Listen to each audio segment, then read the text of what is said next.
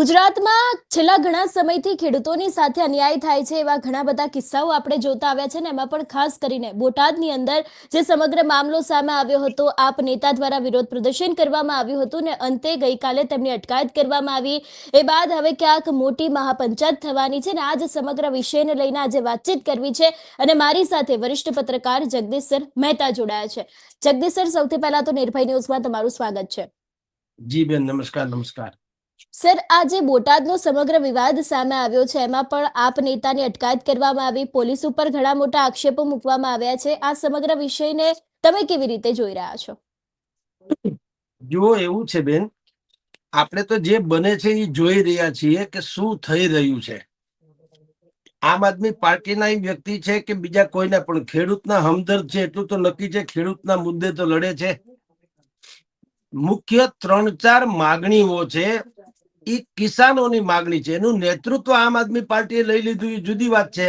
ખરેખર તો એનું નેતૃત્વ ભારતીય કિસાન સંઘ, જે ભારતીય જનતા પાર્ટીની જે ભગીની સંસ્થા છે, એને લેવું જોઈતું હતું, તો જસ એને મળ્યો હોત.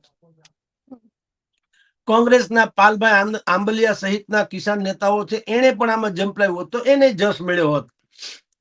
પણ બોટાદમાં વર્ષ 2 વર્ષ પહેલા આવી જ ઘટના બની હતી અને આજ રાજુભાઈ કરપડા, જે અત્યારે આમ આદમી પાર્ટીના જે કરતા ધરતા 2-4 લોકો છે એમાંના એક છે, એની બિલકુલ અટકાયત જે તે સમયે પણ થઈ હતી પોલીસમાં, અને માર્કેટિંગ યાર્ડ જે તે સમય થોડોક સમય બંધ પણ રહ્યું હતું. એનું અત્યારે પુનરાવર્તન થઈ રહ્યું છે.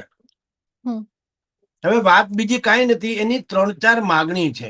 એની એટલે ખેડૂતોની માગણી એવી છે. પેલી વાત તો એ કે તમે ટેકાના ભાવે જે વાત ખરીદવાની વાત છે, જણસો એ ટેકાના ભાવે જ ખરીદો, એમાં કોઈ ગફલો કરો નહીં. નંબર 1. નંબર 2, જે કડદા પ્રથા કહેવાય છે, કડદા પ્રથા, એ કડદો પ્રથા શું છે? એ છેતરપિંડીનું એક આખું ષડયંત્ર છે. કોઈ કપાસ લઈને, ધારો કે માર્કેટિંગ યાર્ડ બોટાદમાં આવે અને એને એમ કે 1450 રૂપિયાના મણ લેખે અમે તમારા કપાસ વેપારી એમ કે લીધું. ઓકે, એટલે 500 મણ, ધારો કે એની પાસે કપાસ હોય, 100 મણ 500 મણ ગમે એટલા હોય, એટલે પેલી વાત તો એ કે સોદો થયો હોય 1400-1500 રૂપિયે. પછી સોદો ઓકે થઈ જાય એટલે ખેડૂતને વેપારી એમ કે ભાઈ અમારું જીનિંગ મિલ અથવા ગોડાઉન કે વેર હાઉસીસ જે કયો તે અહીંથી 15 કિલોમીટર દૂર જ્યાં છે ત્યાં તમે આ માલ પહોંચાડી દો તમારા ખર્ચે ને જોખમે. એટલે ખેડૂતને બિચારાને એમ થાય કે હવે આપણે માલ લઈને ત્યાંથી અહીંયા સુધી માર્કેટિંગ યાર્ડમાં આવ્યા છે 15 કિલોમીટર ઓર સહી. હવે એ અહીંથી માલ લઈને એના ગોડાઉન, જીનિંગ મિલ કે વેર હાઉસીસ કે જે ગયો તે ત્યાં એ જાય, ત્યાં એક બિલકુલ કડદા માસ્ટર્સ કહી શકાય એવી ગેંગ ઊભી હોય, આ વેપારીની પોતાની. એ ગેંગનું કામ શું? ખેલ નાખવાનો. પેલો ખેડૂત આવી અને એ જીનિંગ મિલમાં કે ગમે ત્યાં માલ ઉતારે એટલે એ ગેંગના માણસો એ માલ ફરતે ટોળું વળી અને ઘેરી લે. એમાંથી એકાદો જણો જે છે એ બીજી, ત્રીજી, ચોથી, પાંચમી એવી જે ભારી હોય છે કપાસની ગાંસડી, એમાંથી એક દોથો કપાસ ઉપાડી અને હલ્લા બોલ કરે કે માલ નબળો છે, આમાં ભેજ પણ છે, બહુ સફેદી પણ નથી, કાળાશ છે અને આ હાલે એમ નથી. ટૂંકમાં હવે એ અડધો માલ ઉતાર્યા પછીની વાત કરું છું, અડધો હજી ટેમ્પોમાં છે. હવે ખેડૂતને તો કહેવામાં આવે કે ભાઈ આ તમે જે માલ અહીંયા આપવા આવ્યા છો 1400-1500 રૂપિયા મણ લેખે, તમારો માલ નબળો છે, આને તો હવે કરવાનું શું કે આને પાછો લઈ જાઓ. આ હાલે એમ જ નથી અમારા જીનિંગમાં, અમારે આના કપડા બનાવવાના છે રૂ કાતીને, પણ આ ચાલે એમ જ નથી એમ. એટલે ઓલો ભાઈ એમ કે ભાઈ તમારા જ માલિકે અમને કીધું છે, એને જ લીધું છે, એને જોઈને જ લીધો છે. તો એને કીધું માલિકે બધી ઘાસડી કઈ લીધી છે? એને તો પેલી 1-2 ઘાસડી હોય એમાંથી તપાસ કરીને લીધો હશે. તમે 1-2 ઘાસડીનો માલ સારો રાખ્યો, બાકી બધું તો બોગસ છે. ઉલ્ટા ચોર દાટે કોટવાલ કો. હવે ખેડૂત મૂંઝાય કે ભાઈ એક જ ખેતરનો માલ છે અને એક જ સિઝનનો માલ છે, એમાં ફેરફાર ક્યાંથી આવે? પણ જેને કડદો જ કરવો છે એને શું તમે કરો? જેને ભૂલ જ કાઢવી છે એ તો તાજમહલ માંથી કાઢે, દૂધમાંથી જ પોરા નીકળે એવું નથી, તાજમહલ માંથી ભૂલ કાઢે. કારણ કે જેને વક્ર દ્રષ્ટા જે છે એને વાંકું જ જોવું છે ને તમે શું કરી લ્યો? એટલે ખેડૂત થઈ જાય લાચાર. ઈ શેઠને કે ભાઈ તમે ફોન જોડો તમારા શેઠને, એને તો માલ લીધો છે. એટલે શેઠની હારે વાત કરવામાં આવે. શેઠને આ જે કડદા ગેંગ જે છે એ સમજાવે કે માલ ખોટો છે, તમે ખોટા પૈસા આપી દીધા, આ હાલે એમ નથી. એટલે પછી જે વેપારી કે કમિશન એજન્ટ કે જે જેને માલ ખરીદો હોય એ પછી ખેડૂત હારે વાત કરે કે ભાઈ આટલી બધી માલ ખરાબ હતો એ તો મને ખબર નથી, મેં તો તમારી એક બે ગાંસડી ઉપરથી ભાવ નક્કી કર્યો હતો, પણ હવે અમારા માણસો કે છે ને જીલિંગ મિલ વાળા પોતે જ કે છે, જીનિંગ મિલ વાળા તો સાચા જ હશે, તો હવે માફ કરો ભાઈ સાહેબ, તમે માલ પાછો લઈ જાઓ, અમારે નથી જોતો. હવે ખેડૂત ક્યાં જાય? અડધો માલ ઉતારી દીધો છે, માર્કેટિંગ યાર્ડ થી પણ 15-20 કિલોમીટર દૂર છે, અને એનું પાછું પોતાનું ગામ માર્કેટિંગ યાર્ડ થી પાછું 50-100 કિલોમીટર દૂર હોય. હવે આમ અંતરિયાળ જેવી હાલત છે. માલ વેચાઈ ગયાની ખુશાલી હોય એક વખત એના મગજમાં કે આપણા 5 હાથ વ્યવહાર હચવાઈ જશે, આ પૈસા આવશે એટલે, એને બદલે બધું જ અડધે આવીને પછી અટકી જાય. જેમ આપણે ચેક આપ્યો અને સ્ટોપ પેમેન્ટ કરાવીને કેમ થાય એના જેવું. બિલકુલ. અને પછી એવી મુસીબતમાં મુકાય એટલે એ હાથ પગ મંડે જોડવા, વેપારીથી માંડીને જીનિંગ મિલ વાળાને, ભાઈ સાહેબ કોઈ પણ હિસાબે અમારો માલ લઈ લ્યો, અમારા બધા વ્યવહાર અટકી જાય, મેં કોકને જબાન આપી છે. અને અમારે ત્યાં હંસિની બેન તમે જાણો છો સૌરાષ્ટ્ર પંથક એવો છે, અહીંયા જબાનની કિંમત છે. આમ તો મોટા ભાગે બધી જગ્યાએ હોય છે, પણ અહીંયા વિશેષ છે. કારણ કે અહીંયા જબાન, વટ, વચન એ બધાની બહુ વેલ્યુ છે. માણસ કે ધડ માથે માથું ન રહે તો હાલે, પણ બોલેલું વચન ફોક ન જવું જોઈએ.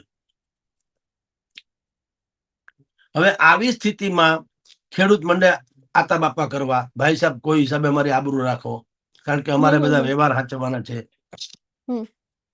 ઈ મજબૂરીનો લાભ લઈને આજે કડદા ગેંગ છે એ પછી એનો ખેલ ખેલે અને એમ કે 1400 રૂપિયા તમે લીધું આ અમારા શેઠે, પણ આના 900 પણ આવે એમ નથી. એટલે વળી પાછું હાતા બાપા ને હાથ સફાઈ કરવાની, વળી પાછું પાર્ટ નંબર 2 ફરી પાછો ઓલો ખેડૂત, હે ભાઈ સાહેબ તો અમે મરી જઈએ, અમને કઈ મળે નહીં, અમારી મહેનત એળે જાય, અમારા વ્યવહાર અટકી જાય, અમારું આખું જે આખું છે અમે આમાં હોમી દીધું, તમે કઈક દયા કરો. એમ છતાં માલે દયા કરો એવા શબ્દ વાપરવા પડે. અને અંતે ઓલા લોકો 900 ને બદલે ઉપકાર કરતા હોય એમ 1000-1200 રૂપિયા માંડે. એટલે મણે 200-300 રૂપિયાનો જે થયો એને કડદો કહેવાય. આ કડદા પ્રથા વર્ષોથી ત્યાં બોટાદ માર્કેટિંગ યાર્ડમાં ચાલે છે. ઈ પ્રથા તો શું કેવી, ષડયંત્ર, કાયદેસર લૂંટવાનો એક ખેલ. રાજુ કરપડા હોય કે જેટલા કૃષિકારો છે ત્યાં ખેડૂતો, એને એક તો આ કડદા પ્રથા નાબૂદ કરવાની વાત કરી, ટેકાના ભાવે જે નક્કી થયું એ પ્રમાણે માલ લેવાની વાત કરી. બીજી વાત કરી છે કે ભાઈ તમે માર્કેટિંગ યાર્ડમાં કઈક શૌચાલયથી માંડીને ભોજન ઇત્યાદિની સુવિધા રાખો.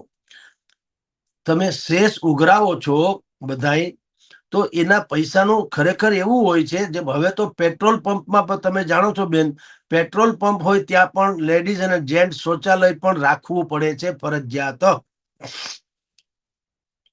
એ સુવિધા આપવી પડે છે, ખ્યાલ છે ને?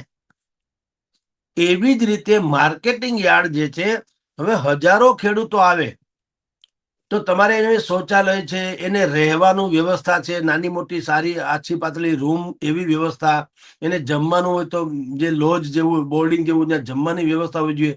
આ બાબતમાં ગોંડલ માર્કેટિંગ યાર્ડ છે એ સર્વશ્રેષ્ઠ હોવાનું કહેવાય છે. ગોંડલ માર્કેટિંગ યાર્ડ છે એ આ બધી જ ફેસિલિટી પૂરી પાડવામાં નંબર 1 હોવાનું કહેવાય છે, પણ બાકી ક્યાંય છે નહીં. એટલે આ પ્રકારની 3-4 જે માન્યતા, જે માગણી હતી, એના કારણે ખેડૂતોએ ત્યાં આંદોલન ચલાવ્યું. ગઈકાલે રાતના 1,500 થી 2,000 જેટલા ખેડૂતોએ ત્યાં હલ્લાબોલ કર્યો, એમ કહો તો ચાલે. ધરણા પ્રદર્શન કર્યા. અને અડધી રાતે રાતના 3 વાગે ભાઈ રાજુ કરપડાને ત્યાંથી અટકાયત કરીને સુરેન્દ્રનગર ખાતે એના ઘરે લઈ ગયા. પોલીસે એને બોટાદની સરહદમાં નહીં પ્રવેશવાની શરતે એના ઘરે નજરબંધ જેવા રાખ્યા છે. અને અત્યારે એમાં જાણવા એવું મળે છે કે એણે એટલે કે ભાઈ રાજુ કરપડાએ અન્ન જળનો ત્યાગ કરી દીધો છે ખેડૂતોના આંદોલન માટે. કારણ કે એણે જાહેરાત કરી હતી આવતીકાલે રવિવારે મહાપંચાયત યોજવાની કિસાનોની. હવે કિસાનોની મહાપંચાયત યોજવી હોય તો રાજુ કરપડાએ ત્યાં જવું પડે. હવે રાજુ કરપડા જાય તો અત્યારે પોલીસનો એવો ત્યાં બંદોબસ્ત છે કે જેમ તમારી જાણ ખાતર કોઈ મોટો ત્રાસવાદી આવવાનો હોય ને આ એપી સેન્ટર હોય અથવા તો કોઈ સર્જિકલ સ્ટ્રાઇક કરવાની હોય એમ બોટાદ માર્કેટિંગ યાર્ડ ફરતે સેંકડોની સંખ્યામાં પોલીસ ગોઠવી દેવામાં આવી છે.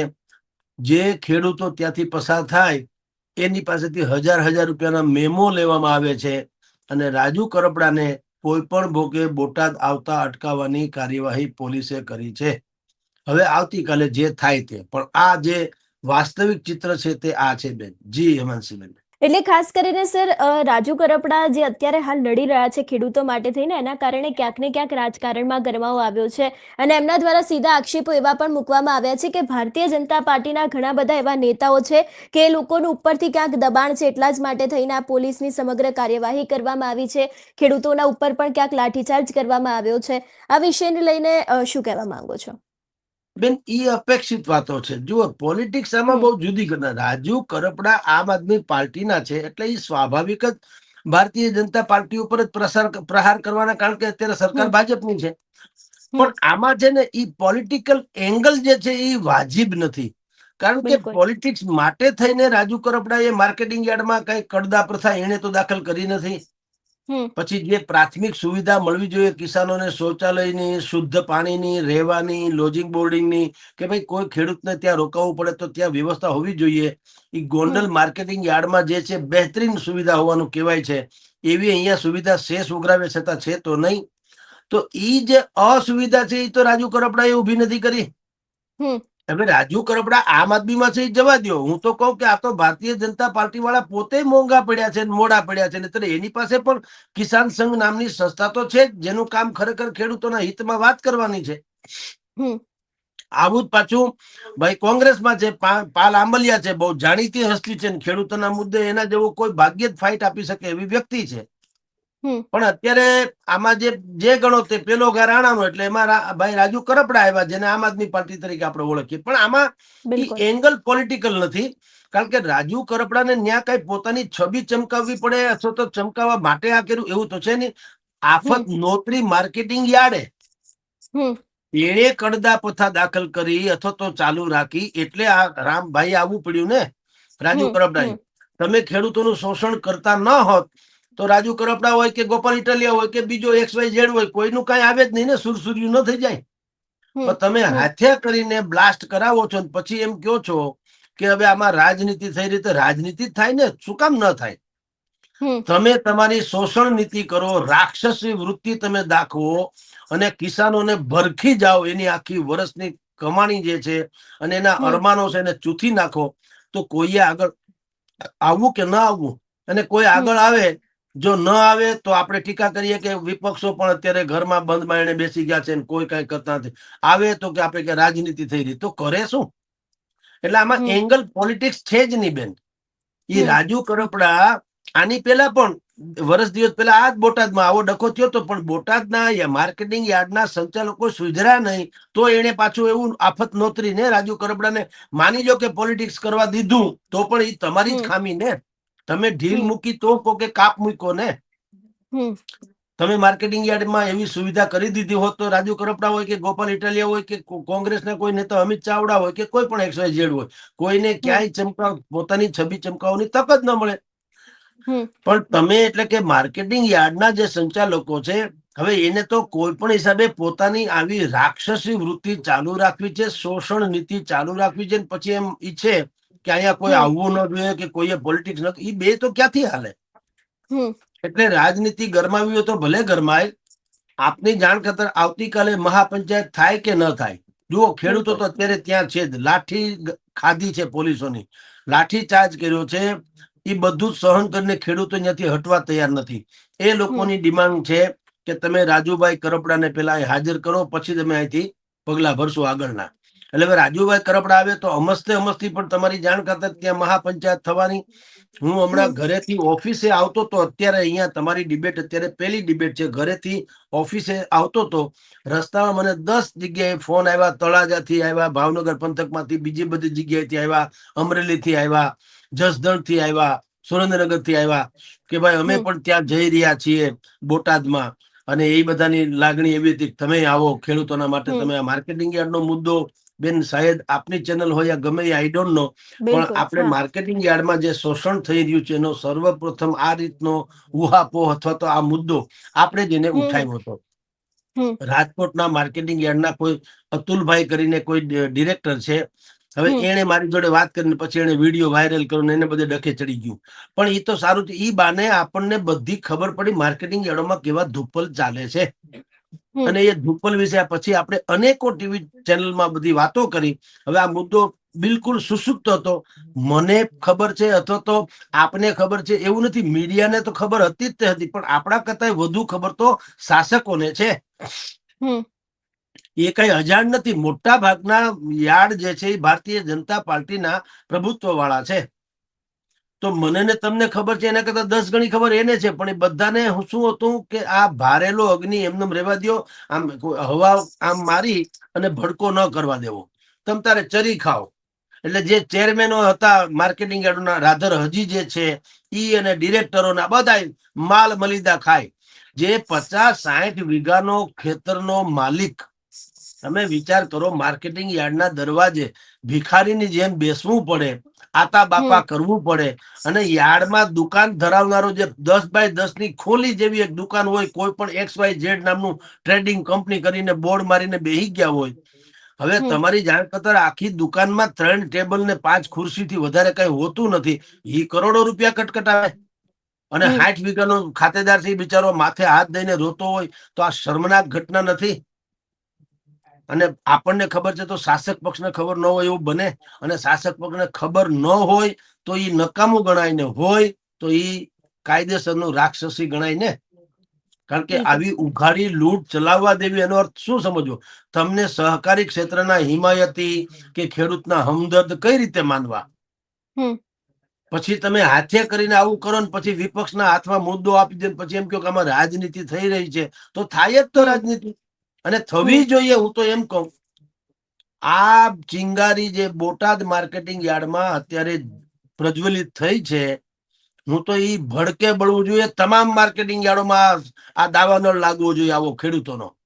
ખેડૂતોને હું તો આહવાન કરું છું, જેટલા ખેડૂતો આપણને કદાચ સાંભળે બેન તમારા માધ્યમ થકી યા કોઈ થકી, કે તમે બિલકુલ. તમારી જાતને લાચારી જે છે ને એને ગુમાવી દો. લાચારી રાખોમાં.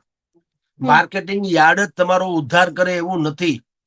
હમ તમે ફાર્મ ટુ ફેમિલી, તમારા ખેતરથી સીધા મારા તમારા જેવા ગ્રાહકો સુધી સીધું ડાયરેક્ટ ડાયલિંગ કરો. કોને ઘઉં, બાજરો, તેલ, ગોળ, ઘી, મગ, અડદ, ચોખા કોને નથી જોતા? એના વગર કોને ચાલવાનું છે? તો તમે બિલકુલ. વાયા માર્કેટિંગ યાર્ડ, વાયા જથ્થાબંધ વેપારી, વાયા છૂટક વેપારી, વાયા કરિયાણા વાળા, વાયા ફેરિયા, એટલું બધું તમે શું કામ જાઓ છો? હમ તમારી પ્રોડક્ટ છે, અત્યારે તો મોબાઈલ નો યુગ છે. તમે તમારા ગ્રુપમાં ફોન કરી આપણને જે ઓળખતા હોય, આપણા જેવા જેને પણ ઓળખતા હોય ફોન કરીને કયો કે ભાઈ અમારે ત્યાં મગફળી થઈ છે, અડદ થયા છે, તલ થયા છે, ચણા થયા છે, હમ વટાણા થયા છે, જે કઈ પ્રોડક્ટ તમારી થઈ હોય તમે ફોન કરીને કયો કે ભાઈ થયું છે, સારામાં સારું જોતું હોય તો ડાયરેક્ટ તમને મળશે. તો આપણને આમાં બેનિફિટ કેટલો મળે તમને કહું બેન, હમ જેની કોઈ સીમા નહીં. આ બાબતમાં કોઈએ હજુ સુધી બહુ ડેપ્થમાં વિચારણા નથી કરી. આ શર્ટ મેં જે પહેર્યો છે એનું વજન છે 250 ગ્રામ. હમ 250 ગ્રામના મેં 2,500 રૂપિયા આપ્યા. હવે આવા 4 શર્ટ લ્યો એટલે 1 કિલો થાય તો મારે કેટલા પૈસા આપવા પડે? 2.5 ને 2.5 5 ને 5 ને 5 10. 10,000 રૂપિયાનું 1 કિલો આ પ્રકારનું કાપડ મને મળે છે. આ કલર વાળું છે, એમાં બોન્ટેક્સ કલર નાખી દે, કોલર છે, બધું છે, બે ઘડી માની લ્યો. પણ બન્યું હમ તો રૂ માંથી ને. હમ પ્લાસ્ટિક તો છે નહીં, છે તો રૂ. તો કપાસમાંથી બનેલો શર્ટ જો 1 કિલોનો 10,000 રૂપિયા વેચાતો હોય તો 1600 રૂપિયા મણ એટલે 20 કિલો. અને ના ખાલી 1600 રૂપિયા. તમે વિચાર તો કરો, સોના કરતા ઘડામણ કોઈ દી મોંઘું હોય કે સાંભળ્યું? 1 તોલો સોનું તમે લ્યો, અત્યારે ભાવ 1.25 લાખ રૂપિયાની આળે ગાળે છે. પણ હમ એના જે ઘાટઘૂટ જે ઘડામણ જે છે એ કેટલું હોય? 2% 5% એવું હોય ને. હમ પણ 1.25 લાખનું સોનું, 1.5 લાખની ઘડામણ એવું હોય કોઈ દી? એમ તમે કલ્પના કરો. રૂ તો આ છે ને, આ મેં શર્ટ પહેર્યો એ રૂ નો છે શર્ટ, એ તો સ્વાભાવિક છે. હવે એ રૂના શર્ટના મેં કીધું એમ કિલોના 10,000 રૂપિયા લે છે આપને આ સ્ટોર વાળા, જ્યાંથી આપણે આ લઈએ છીએ તે. હમ તો ખેડૂતને કેટલા મળે છે? 20 કિલોના 1600 રૂપિયા. કલ્પના તો કરો, ગાળો તો જુઓ. બિલકુલ. એટલે હું ખેડૂતોને કહું છું, જે મરચા, જે રીંગણા, ધોરાજીમાં રીંગણા એક ભાઈએ વેચવા આવ્યા માર્કેટિંગ યાર્ડમાં, હમ 5 રૂપિયાના 8 કિલોની ભારી હોય. ભારી હોય ને 8-8 કિલોની હોય. ઈ હમ 5 રૂપિયામાં ભારી લેવામાં આવી. 8 કિલો રીંગણા 5 રૂપિયામાં, 65 પૈસાની આળે ગાળે થયા કિલોના. 65 પૈસા. બેન હંસિની બેન, તમે માર્કેટિંગમાં જતા હશો, શાક માર્કેટમાં, 65 રૂપિયાના રીંગણા કોઈ દી સાંભળ્યું? સતયુગમાં નતા સાંભળ્યા. હમ અટાણે તો જવા દ્યો. તમને ને મને બિલકુલ. રીંગણા શાક માર્કેટમાં કેટલામાં મળે છે? 20-25 રૂપિયા કિલો. હમ તો 65 પૈસા અને 25 રૂપિયા, ગાળો તો જુઓ. એ વચ્ચેના આટલો જે ગાળો છે એ કોણ ખાઈ જાય છે? જેને ખેતી સાથે સ્નાન સૂતકનો સંબંધ નથી, જેણે હમ શેઢો ખેતરનો જોયો નથી, જેણે કોઈ દી વાહુ એટલે કે ઉજાગરે ગયા નથી, પાણી વાળ્યા નથી, જેણે હમ હળ હાંક્યા નથી, નિંદામણ કર્યું નથી, પાથરા ભેગા કર્યા નથી, કુંદવા એટલે કે કારલું, માંડવીનું કારલું હોય મગફળીનું, કુંદવા હમ કર્યા નથી, પછી ખપાળીથી ખાપી નથી, કોઈ જાતનું ખબર જ નથી. એને ખેતરારે લેવા દેવા જ નથી. આપણી જેમ આવા ઉજળા લુગડા પહેરીને આવી હું જે બેઠો છું એવી ઓફિસમાં બેહી ખાલી બસ માર્કેટિંગ યાર્ડનો જે ઓક્શન કરનારો માણસ રાખ્યો છે, પગારદાર, જેનો પગાર 50,000 થી ઉપરનો હોય છે, જેણે હમ ખરેખર તો ખેડૂતના હિતમાં વાત કરવી જોઈએ, એને બદલે એને એ લોકો થાંભી લે. એટલે ઈ આવીને હરાજી શરૂ કઈ રીતે કરે ખબર છે? આ રીંગણા હોય તો રીંગણા, મરચા હોય તો મરચા. વિડીયો બધા હમ ગૂગલમાં ઉપલબ્ધ છે, એટલે કહું છું. બિલકુલ.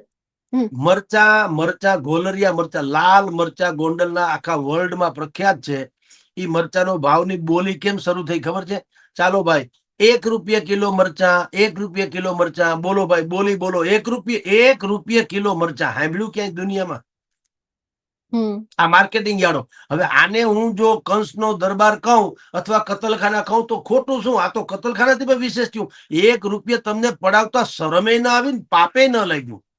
ખરેખર તો પાપ લાગવું જોઈએ. 1 રૂપિયા મરચા સાંભળ્યા ક્યાંય? બજારમાં તમે જાઓ છો ખરીદી કરવા, કેટલા રૂપિયા મળે છે? 30 રૂપિયા. તો 1 હમ રૂપિયા તમે ખેડૂત પાસેથી પડાવી લ્યો છો, અને તમને ને મને 30 રૂપિયા મળે. 29 રૂપિયા કોણ ખાઈ જાય છે? હરામ ખાયાઓ. હમ એની સામે માર્કેટિંગ યાર્ડમાં ડખા થયા.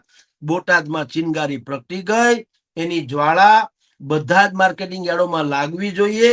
અને હું તો ઈચ્છું કે દરેક માર્કેટિંગ યાર્ડો જે છે એ પોતપોતાનું પાપનું પ્રાયશ્ચિત કરે, અત્યાર સુધી જે કર્યું હોય તે. અને હવે બિલકુલ નિર્ક્ષીર તારવીને ખેડૂતોના હિતમાં કામ કરે તો કાંઈ વાંધો નથી. બાકી જો એની રાક્ષસી વૃત્તિને આ પ્રકારની શોષણ નીતિ ચાલુ કરશે તો હવે સાહેબ યુગ પલટી ગયો છે. ખેડૂતો તમને હખે જીવવા નહીં દે. માર્કેટિંગ યાર્ડોને તાળા લાગે નહીં તો પણ નવાય નહીં. જી બેન. બિલકુલ જગદીશ સર, આપ અમારી સાથે જોડાયા એ બદલ આપનો ખૂબ ખૂબ આભાર. જી નમસ્કાર બેન.